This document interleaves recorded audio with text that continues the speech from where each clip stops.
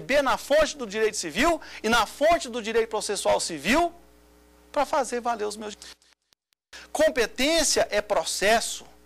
Se está falando que a ação no exercício do direito de greve, movida pelo empregador contra o empregado, é da competência da Justiça do Trabalho, e não importa o nome da ação. Não importa o nome da ação. A ação no interdito proibitório vai ser proposta onde? Na Justiça do Trabalho. E o que eu vou pedir? Liminarmente, uma obrigação de não fazer. Que eles não invadam a empresa, sob pena de multa combinatória, chamada de astrentes. Então, olha o tanto que a competência da Justiça do Trabalho foi elastecida só aí. Mas não é só isso, veja bem. Ainda no exercício do direito de greve, vamos imaginar que eu não tenha conseguido a liminar. E aí, eles começaram a greve, invadiram a empresa. Invadiram a empresa. E eu, querendo ficar livre daquela situação, com receio de quebrarem tudo, o que eu faço? Agora ajuizo uma nova ação. Qual a ação? A ação de reintegração de posse. Onde? Na Justiça do Trabalho. Juiz do Trabalho de primeiro grau, juiz da vara do trabalho, do lugar da sede da empresa, onde os trabalhadores estão prestando o serviço. Portanto, a ação de interdito proibitório, de reintegração de posse, desde que ajuizadas em função do exercício do direito de greve, são da competência da Justiça do Trabalho, por força do que dispõe o artigo 114, inciso 2 da Constituição. Mas, meu ouvinte, vamos imaginar que, quer seja por força policial ou não, os trabalhadores foram retirados da empresa e deixaram um rastro de perdição. Destruíram tudo, quebraram tudo. Agora, de quem eu vou reaver esse dano? Onde? Eu vou mover essa ação contra o sindicato, contra aqueles que praticaram os atos, etc., na Justiça do Trabalho. Ah, professor, mas qual o direito material aplicável? O direito civil. Mas como, professor? Você vai aplicar o direito civil numa ação trabalhista? E qual o problema? O artigo 8º da CLT fala que é fonte subsidiária do direito do trabalho o direito civil. Se eu tenho aqui um dano praticado pelos trabalhadores no seu exercício do direito de greve, de forma abusiva, e eles me provocaram o dano, que eles me indenizem, ou o sindicato. Agora, de quem é a competência? Justiça do Trabalho. O direito material, o fundamento jurídico de que todo aquele que provocar dano a outro fica obrigado a indenizar, é o direito civil. Só que isso eu vou invocar numa ação que é da competência da Justiça do Trabalho. Lembra, senhores, que competência é processo. Direito material, o que fundamenta a sua petição inicial, é o trabalhista, mas eu posso beber nas outras fontes subsidiárias também. Pois bem, isso dá para nós um sentido de que, uma noção de que a competência da Justiça do Trabalho foi bastante elastecida. Mas, não pensem vocês que toda lide decorrente de toda a relação de trabalho passou a ser da competência da Justiça do Trabalho. Por exemplo, as lides entre os servidores públicos e os entes públicos, nós já vimos que por força da ADIM, não são da competência da Justiça do Trabalho. Prosseguindo na análise do artigo 114. No inciso 3º, nos fala o legislador que as ações sobre representação sindical entre sindicatos e trabalhadores e entre sindicatos e empregadores, são da competência da Justiça do Trabalho. Representação sindical. O que é isso? Nós sabemos do artigo 8º da Constituição que uma categoria, quer seja profissional, quer seja econômica, só pode ter um ente sindical para a sua defesa. Portanto, numa base territorial, só pode haver um sindicato de empregado e de empregador para defender os interesses daquela categoria. Sendo que a base territorial mínima é de um município. Se porventura eu tenho um sindicato já estabelecido, por exemplo, Belo Horizonte, Betim, Contagem, para a defesa dos interesses dos trabalhadores sapateiros, não pode ser criado um outro sindicato para a defesa dos interesses dos sapateiros de Betim, porque Betim já está contemplado por Belo Horizonte, Betim e Contagem. Se houver a criação desse sindicato, haverá um conflito de interesses entre eles para a representação desses trabalhadores. Antigamente, quem decidia essa lide? A Justiça Comum Estadual. Hoje, quem decide? Justiça do Trabalho. Também nos fala esse inciso que as lides entre o trabalhador e o seu sindicato, entre a empresa e o seu sindicato, são da competência da Justiça do Trabalho. Por exemplo, o trabalhador se recusa a pagar aquela contribuição sindical prevista em instrumentos normativos. Ele vem e fala assim, não concordo com ela não. Não concordo porque o sindicato, ele não defendeu bem os meus interesses durante a negociação coletiva. Não concordo com ele. Quem vai decidir esse conflito? Justiça do Trabalho. Também nos fala este inciso que as lides entre sindicatos são da competência da Justiça do Trabalho. Mas será que são todas as lides entre sindicatos? Depende. Você tem que analisar com cautela. O sindicato está atuando nesse processo para defender interesses sindicais ou não? Exemplo, ou até melhor dizendo, um contra-exemplo. Sindicato A tem um imóvel que vai ser locado para o sindicato B. Portanto, nós temos aí uma relação de natureza civil locatícia. O locatário não paga os aluguéis. O que faz o locador? Ajuiza uma ação com pedido de despejo, mais cobrança dos aluguéis. Você sabe, pelo direito processual civil, que esses pedidos podem ser acumulados. Te pergunto, Elaine, de quem é a competência? Da Justiça do Trabalho? Só porque eles são sindicatos? Eles não estão atuando na defesa de interesses sindicais. Eles estão atuando ali naquele processo como locador e locatário. Se eles estão como locador e locatário, esqueça que eles se chamam sindicato.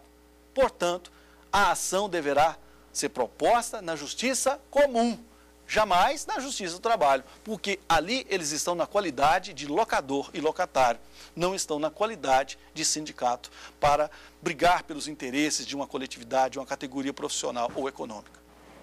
Pois bem, prosseguindo na análise do artigo 114, aqui no inciso 4, os mandados de segurança, habeas corpus e habeas data, quando o ato questionado envolver matéria sujeita à sua jurisdição. Fico muito feliz com a redação desse inciso 4. Por quê?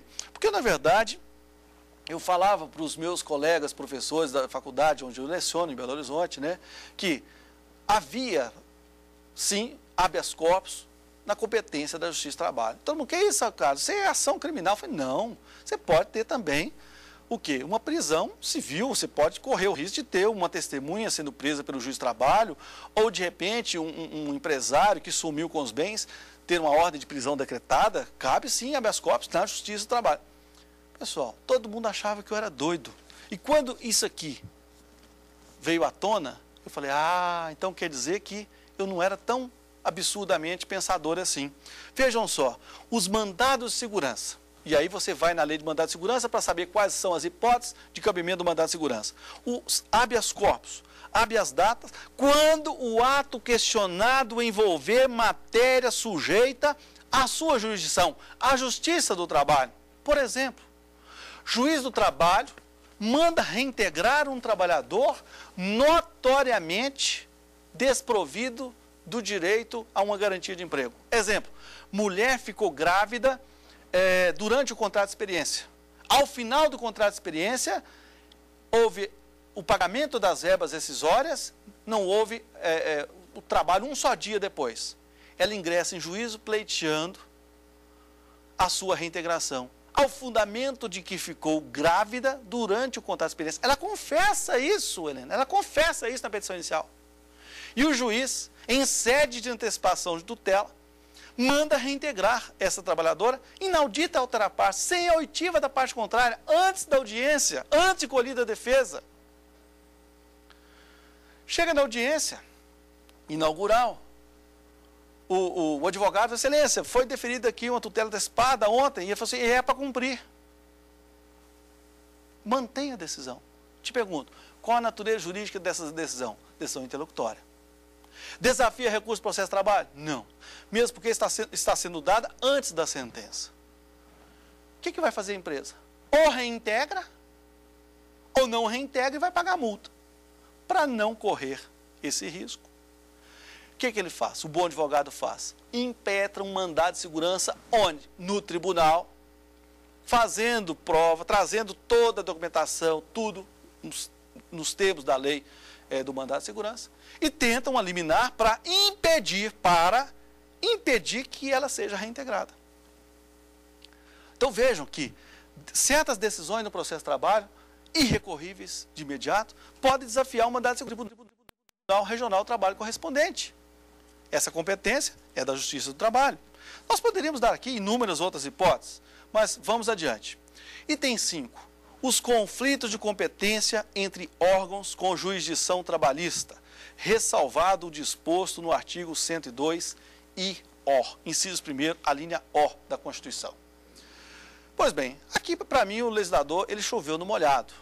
Ele, na verdade, disse, olha, compete à Justiça do Trabalho, conflito de competência e jurisdição próprios. Exemplo, um juiz de trabalho fala assim, não sou competente para julgar essa causa, declina da competência porque, nos termos do artigo 651, ela deveria ser proposta onde? Onde foi a prestação de serviço. Esse juiz de trabalho percebe que havia uma nuance que o juiz declinante não considerou e fala assim, olha, eu também não sou competente não. Ele vai mandar devolver? Vai não. Ele vai suscitar para o Tribunal Regional do Trabalho o quê? Esse conflito. Quem vai decidir é o Tribunal Regional do Trabalho correspondente. Quando o conflito se der, Elaine, entre dois juízes de tribunais regionais do trabalho distintos, quem decide é o TST. Quando o conflito se der entre um tribunal e outro Tribunal Regional do Trabalho, quem decide é o TST. A questão mais problemática ocorre quando um juiz do trabalho declina para um juiz estadual. Aí você tem que fazer, Danilo, a seguinte pergunta. A causa do declínio foi de uma incompetência absoluta, ou seja, o juiz do trabalho está dizendo, eu não sou competente para julgar essa lide, quem é competente é a Justiça Comum Estadual, ou é pura e simplesmente uma incompetência em razão de foro entre um juiz do trabalho e outro? Se a pergunta for, esse juiz daqui está declinando para o juiz estadual, exatamente porque é uma incompetência absoluta, quem vai decidir é o STJ. E isso não está aqui nesse inciso que nós estamos estudando. Então eu gostaria que vocês acrescentassem aí na sua CLT, ao estudar a CLT e a Constituição, né, neste inciso, coloque assim, ó, vide, v ponto, artigo 105, inciso 1º, a linha D da Constituição da República.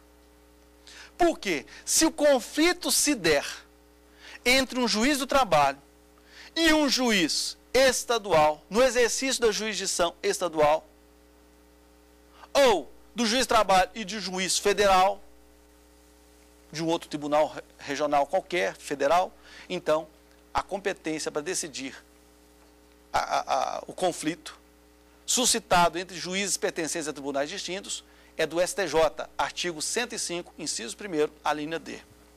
Eu quero acreditar que o legislador se esqueceu desse 105, inciso 1º, a linha D.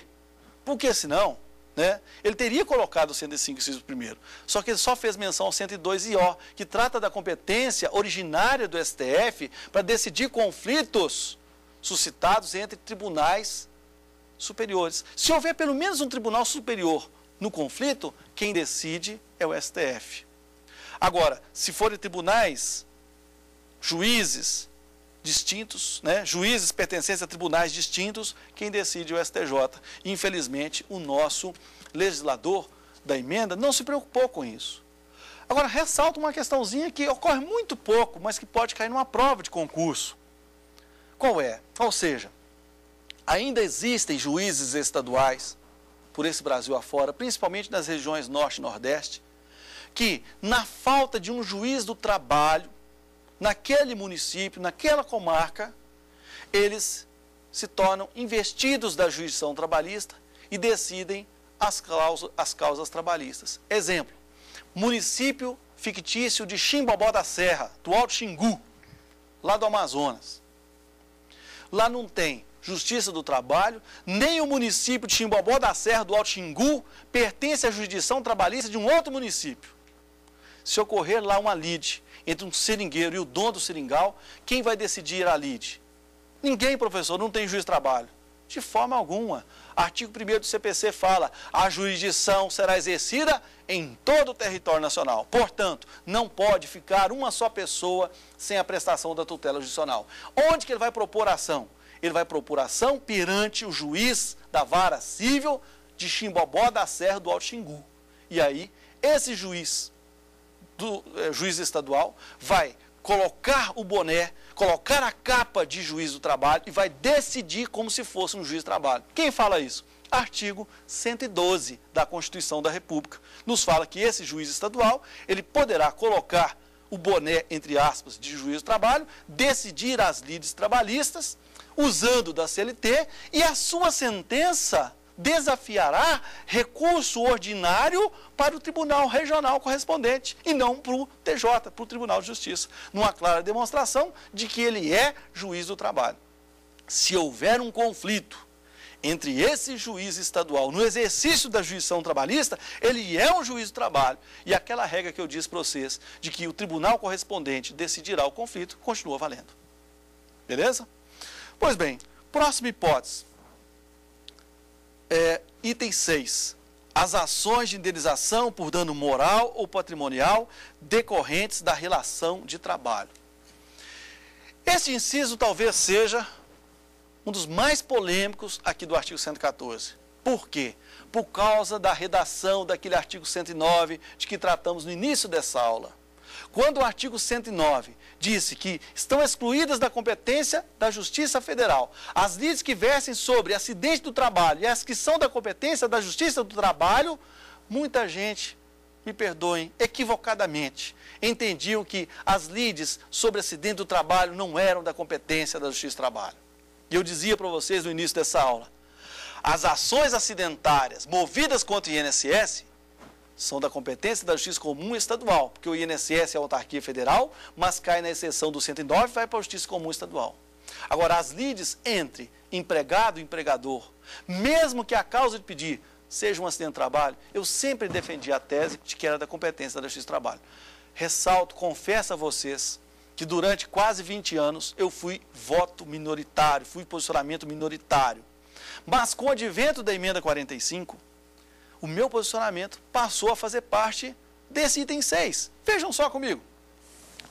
Leio com vocês o item 6. As ações de indenização por dano moral ou patrimonial decorrentes da relação do trabalho, vírgula, inclusive aquelas decorrentes de acidente do trabalho, são da competência da Justiça do Trabalho. Se movidas pelo empregado em face do empregador, onde eu tenho uma causa de pedir, que é o acidente do trabalho, por culpa ou dolo do empregador, então o empregador está obrigado a indenizar. A competência é da Justiça do Trabalho. Ressalto aos senhores que antes da emenda 45, o posicionamento majoritaríssimo, salvo algumas decisões, poucas em sentido contrário, é de que essas ações eram da competência da Justiça Comum Estadual, por aplicação do artigo 109. Após a emenda 45, passou-se a entender que é da competência da Justiça do Trabalho, inclusive aquelas que decorram de acidente do trabalho. Pois bem, uma questão interessante que surgiu aqui foi o seguinte: e as ações movidas antes? E as ações movidas antes da emenda 45? E as ações acionadas antes da emenda 45 e as movidas depois? Como é que fica a questão da competência? Pois bem, se a gente for aplicar o CPC de forma literal, nós vamos chegar à seguinte conclusão. Artigo 87 do CPC, que trata da perpetuatio jurisdictionis, fala assim, ó, a competência será definida no momento do ajuizamento da ação. Só que o próprio artigo 87, ele cria uma exceção. Ele fala assim, ó, salvo se houver mudança na regra de competência absoluta. Portanto, pelo CPC, havendo mudança na regra de competência absoluta, e aqui houve uma mudança em relação ao entendimento jurisprudencial anterior, nesse caso, poderia a ação ser movida lá na Justiça Comum Estadual e depois, com a emenda 45, os autos do processo serem remetidos para a Justiça do Trabalho. Só que aconteceu um fato muito interessante. Qual seja? A ação era movida, era ajuizada lá na Justiça Comum, e depois o juiz sentenciava, mudava a competência e vinha para a Justiça do Trabalho. Eu te pergunto, estava na fase recursal, qual que é o recurso cabível contra aquela sentença? Qual é o prazo? Os procedimentos recursais são completamente diferentes, concorda comigo? A execução também completamente diferente. Aí, por uma questão de organização judicial, o STF e o STJ decidiram que aquelas ações que foram movidas lá na Justiça Comum Estadual e que já tinham sido sentenciadas quando a emenda, elas lá deveriam permanecer. Agora, não tenho dúvida, se a ação foi ajuizada depois, a competência passou a ser da Justiça do Trabalho. Se porventura ainda não tivesse sido sentenciado, os autos do processo poderiam ser remetidos para a Justiça do Trabalho. Inciso 7, nós temos que as ações relativas às penalidades administrativas impostas aos empregadores pelos órgãos de fiscalização das relações de trabalho são também da competência da Justiça do Trabalho. De quem era antes a competência? Quando um fiscal do trabalho autuava uma empresa, a empresa iria se defender onde? Na Justiça Federal. Por quê? Porque ele é um servidor público federal. Ele é fiscal do Ministério do Trabalho, que pertence ao Poder Executivo, está ligado à União, portanto, seria da competência da Justiça Federal. Agora não mais.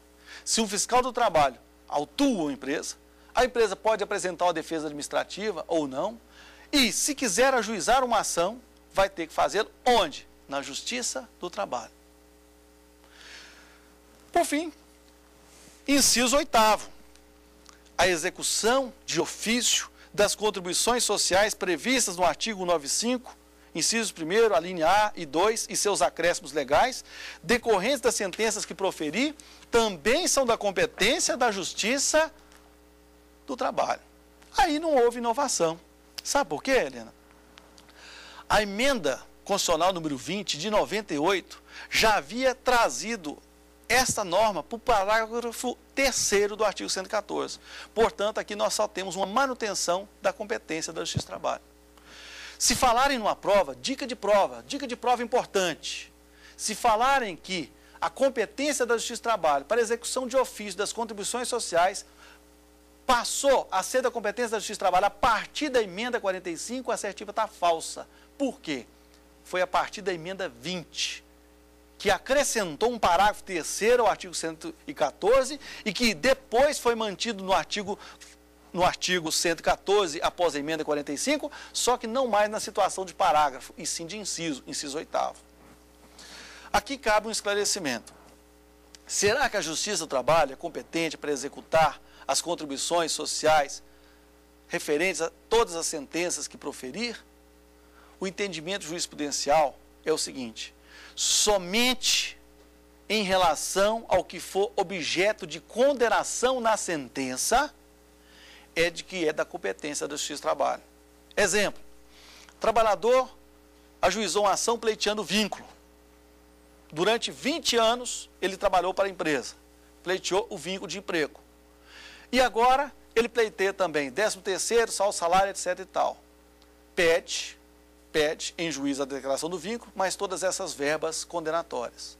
As contribuições sociais que vão ser objeto de execução no processo de trabalho são quais? Apenas aquelas objeto da condenação da sentença. Sobre aqueles salários já pagos ao longo de 20 anos, a Justiça do Trabalho não tem competência para executar. Este é o entendimento da súmula 368, inciso 1º do TST. Diferentemente do que estabelece o 876, parágrafo único da CLT, que a partir de 97 quis fazer com que a Justiça do Trabalho se torne também competente para executar de ofício as contribuições sociais sobre, inclusive, os salários já pagos lá para trás. Mas isso, na verdade, ainda está sendo muito objeto de discussão doutrinária e jurisprudencial. No inciso 9, para nós encerrarmos, fala-nos o legislador que outras lides decorrentes de relações de trabalho, desde que previstas na lei trabalhista, poderão ser da competência da Justiça do Trabalho. É o que ocorre, por exemplo, com o artigo 652 da CLT, que fala que as ações do pequeno empreiteiro, operário ou artífice são da competência da Justiça do Trabalho, assim como as ações movidas pelo trabalhador avulso são da competência da Justiça do Trabalho, quando movida em face do órgão gestor de mão de obra. Meus amigos, aqui nós encerramos a nossa fala sobre competência absoluta da Justiça do Trabalho, mas primeiramente, antes de encerrarmos, eu gostaria de responder algumas perguntas, sanar algumas dúvidas por parte dos nossos alunos, antes de encerrarmos. Quem tem alguma dúvida que eu possa esclarecer a respeito da competência absoluta? Danilo? Professor, no caso de quem seria a competência para executar a indenização por danos morais decorrentes de acidente de trabalho, quando a ação foi ajuizada na Justiça Comum, antes da emenda 45? Obrigado pela sua pergunta, Danilo. Veja bem, se a ação foi movida antes da emenda 45, você tem que fazer a seguinte pergunta. Ela já estava sentenciada quando da emenda ou não? Se ela já estava sentenciada quando da emenda, continua lá na Justiça Comum o seu trâmite processual no processo de conhecimento, recursal e a execução. Se ela ainda não foi sentenciada, por uma questão de organização judiciária, assim decidiu o TST, o STJ, o STF, né? Aí sim ela poderia ser remetida para a Justiça do Trabalho. Nesse sentido, nós temos até uma súmula, o Danilo, que é a súmula do STJ, de número 367, que fala assim, ó, a competência estabelecida pela emenda 45 não alcança os processos já sentenciados. Ok? Mais alguma dúvida? Não mais? Não mais? Pois bem, encerramos aqui a nossa aula, lembrando que nessa aula nós falamos sobre a competência absoluta da Justiça do Trabalho, né? Mas antes nós falamos dos vários tipos de competência absoluta em razão da pessoa, em relação à hierarquia ou função. Depois nós tratamos da competência absoluta da Justiça do Trabalho, antes e após a emenda 45. No nosso próximo encontro, nós estaremos falando sobre o quê? A aplicação dessas regras de competência absoluta e relativa, onde? No processo de trabalho. Quando estaremos falando sobre técnica de petição inicial, como que deve se portar o advogado para fazer uma boa petição inicial. Mas isso só no próximo encontro. Te aguardamos lá. E lembrando que se você tiver dúvida a respeito, basta que você mande e-mail para... o site o endereço é saberdireito@stf.jus.br. Você deve se identificar a aula, o tema da aula, que é competência da Justiça do Trabalho, o professor, sou eu, Carlos Cruz, e aí nós responderemos a você. Obrigado, até o nosso próximo encontro.